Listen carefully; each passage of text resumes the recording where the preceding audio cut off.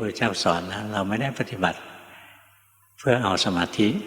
ไม่ได้ปฏิบัติเพื่อศีลเพื่อสมาธิเพื่อปัญญาไม่ได้เอาสักอย่างหนึ่งเราปฏิบัติเพื่อความบริสุทธิ์หลุดพ้นต่างหากเราจะเข้าถึงความบริสุทธิ์หลุดพ้นได้ต้องเห็นความจริงจนกระทั่งจิตมันหมดความยินดีหมดความยินร้ายในรูปธรรมในนามธรรมทั้งปวงไอ้ที่เรายึดนะถ้าไม่ยึดรูปธรรมก็ยึดนามธรรมไม่ยึดนามธรรมก็ไปยึดรูปธรรมนี่จริงก็คือยึดทั้งหมดแหละอะไรปรากฏขึ้นมาก็ยึดนั้นแหละร่างกายปรากฏก็ยึดกายนามธรรมปรากฏก็ยึดนามธรรม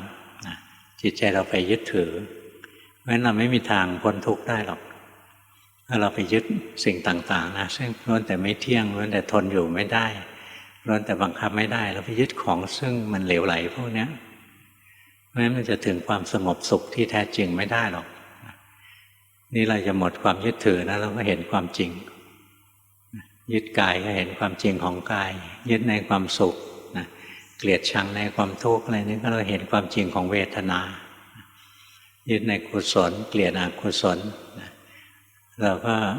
ต้องเห็นความจริงของสังขารสังขารขันธ์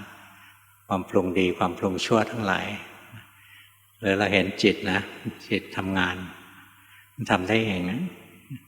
เดี๋ยวมันก็ทำงานไปมันก็เกิดสุขทำงานไปก็เกิดทุกข์ทำงานไปเกิดกุศลทำงานไปเกิดอกุศลเฝ้ารู้เฝ้าดูไปนะเห็นไตรลักษณ์ซ้ำๆนะมันก็วางไม่ยินดีในจิตที่มีความสุขเพราะรู้ว่ามันไม่เที่ยง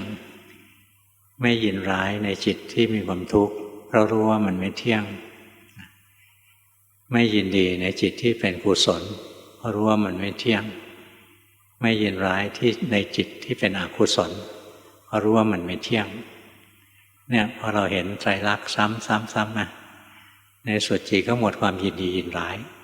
จิตก็เป็นกลางถ้าจิตมันไม่ยินดีไม่ยินร้ายมันเป็นกลางมันก็ไม่ดิ้นรนจิตที่มันไม่ดิ้นรนไม่มีความอยากไม่มีความดิ้นรนเกิดขึ้นมันก็เข้าถึงสันติสุขมันมีความสงบพระนิพพานไม่ใช่สิ่งอื่นหรอกพระนิพพานคือความสงบ